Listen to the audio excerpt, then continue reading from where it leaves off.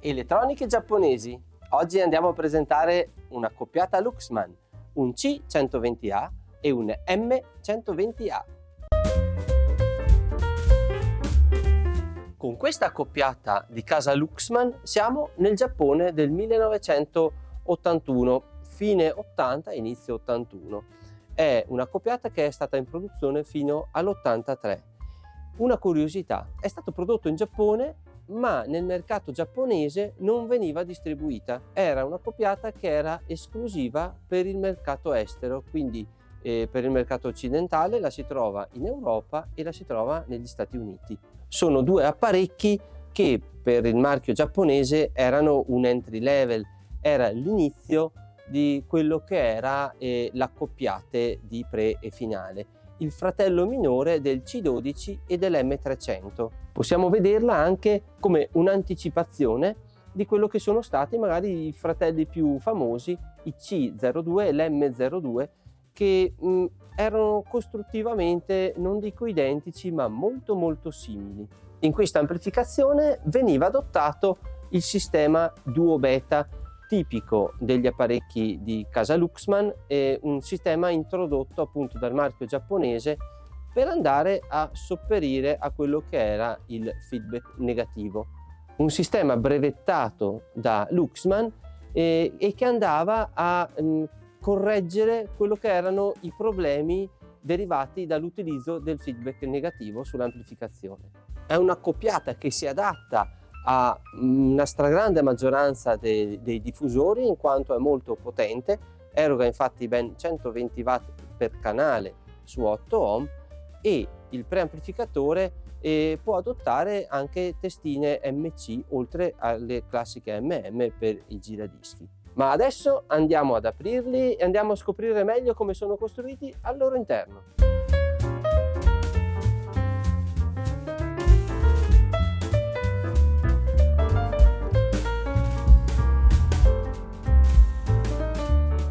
Eccoli qua, uno di fronte all'altro aperti. Ovviamente lo chassis in metallo e tutti i rinforzi interni anche per renderli stabili e solidi. Partiamo a vedere com'è costruito l'amplificatore finale. Qui sulla parte sinistra, vedendolo dal fronte, troviamo il grosso trasformatore di alimentazione con la sezione rettificatrice, con ben due condensatori elettrolitici di grande capacità, siamo sui 15.000 microfarad. Questo amplificatore lavora con una tensione di circa 70-75 volt, adesso non ricordo, dovrei andare a vedere i manuali, ma abbiamo dei condensatori da 80 volt, quindi comunque una tensione abbastanza elevata, tensione ovviamente duale. Qua troviamo tutta la sezione di protezione delle varie sezioni con i fusibili, la parte frontale che riguarda i due V-meter a LED di indicazione e il PCB laterale in verticale che si occupa della preamplificazione. Il segnale viene poi inviato a questa scheda unica che gestisce i due canali, la potenza dei due canali, quindi troviamo i transistor aggrappati su una letta di raffreddamento con raffreddamento a liquido. Questo è un sistema che veniva adottato soprattutto dai amplificatori giapponesi, il Kenwood e altri, per raffreddare al meglio la sezione di amplificazione finale.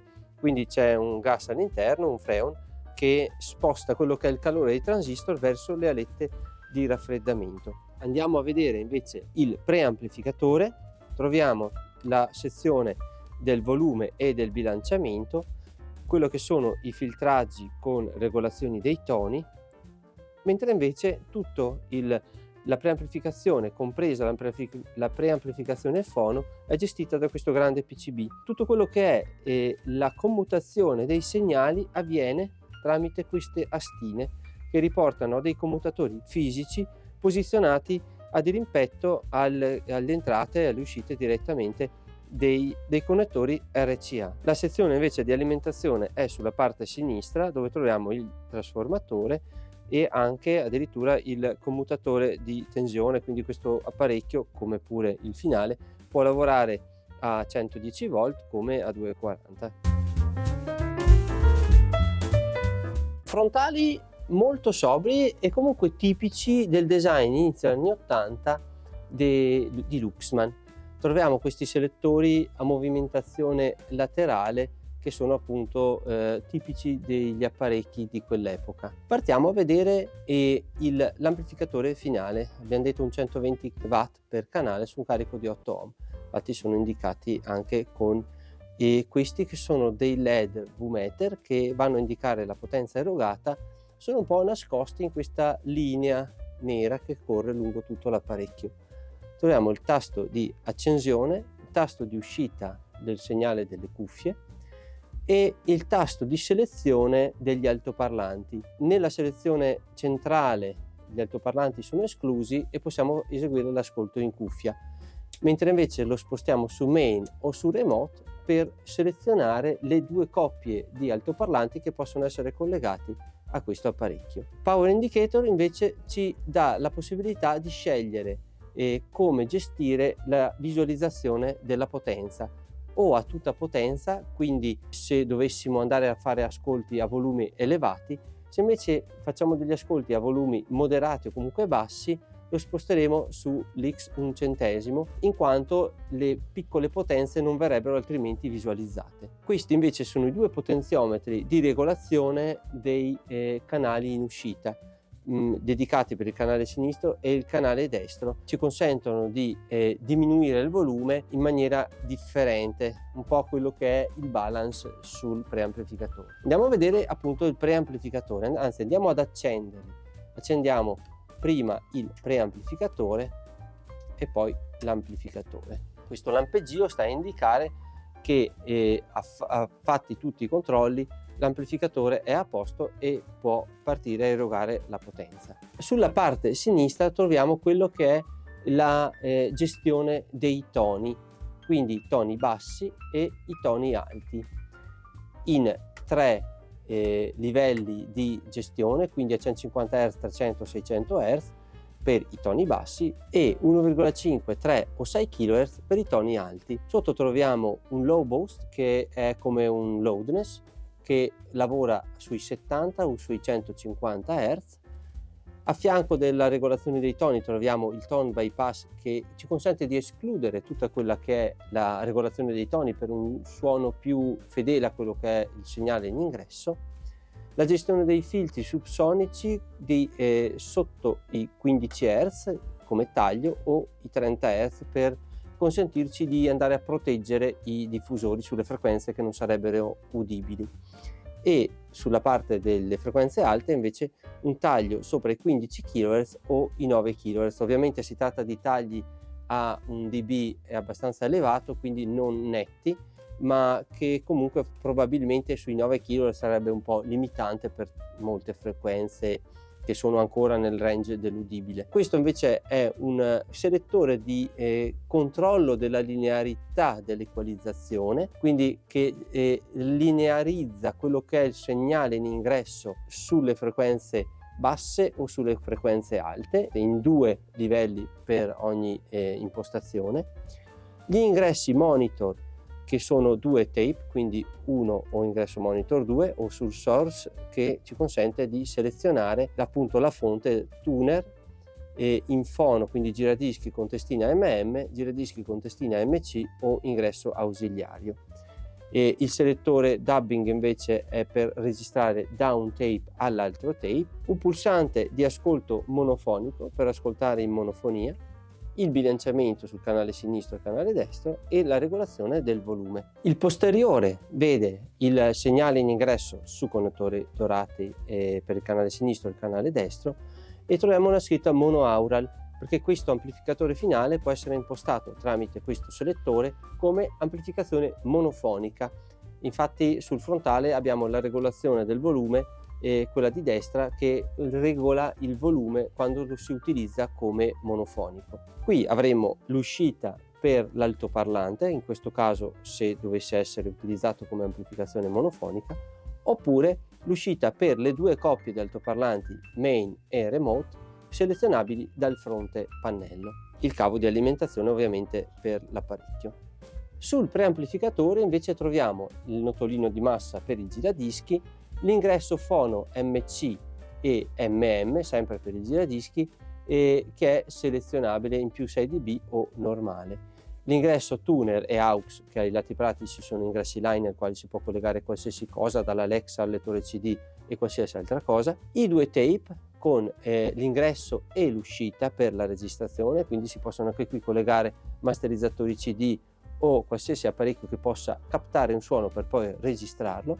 E qui abbiamo le uscite per collegarci all'amplificatore finale. Tutti i connettori, come vedete, sono RCA dorati.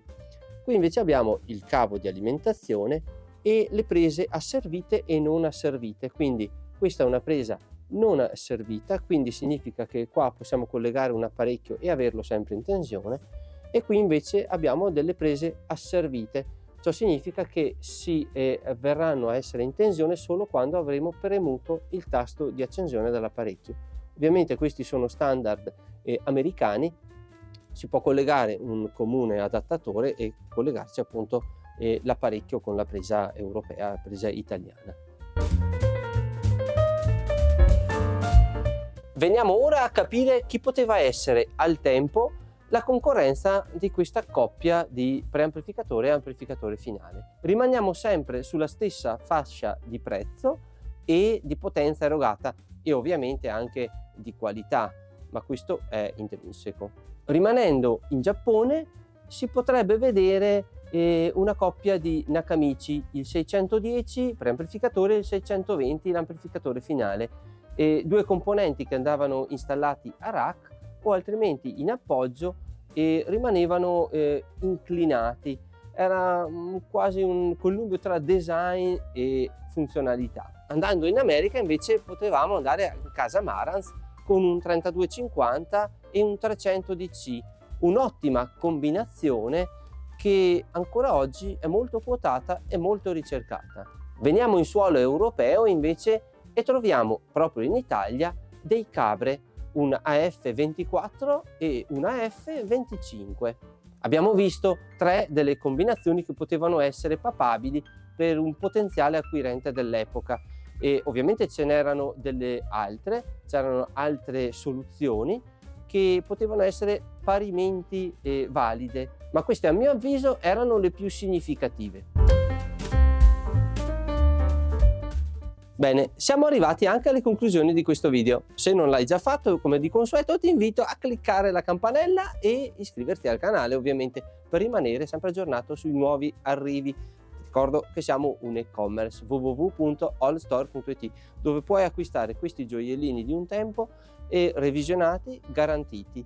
Veniamo adesso a capire a chi è rivolta questa coppiata. Si tratta di un prodotto, come abbiamo visto, di qualità, di casa Luxman, e quindi un sinonimo appunto di affidabilità. È un entry level, quindi una coppiata che non costa una fortuna ma fornisce comunque delle prestazioni eccezionali. Può essere rivolto a chi vuole completare o comunque vuole iniziare un impianto vintage partendo già da uno scalino superiore rispetto ad altre marche e comunque mantenendo quello che è un budget per gli altri apparecchi della catena. Bene, spero di aver detto tutto. Se sei arrivato fino a qui ti mando il mio grazie e se hai qualcosa da chiedere scrivilo nei commenti oppure contattaci attraverso i canali soliti che puoi trovare sul nostro sito. Abbiamo anche WhatsApp, Instagram e Facebook, in tutti i modi, non hai scusanti per poterti mettere in contatto con noi. Grazie ancora e viva il vintage!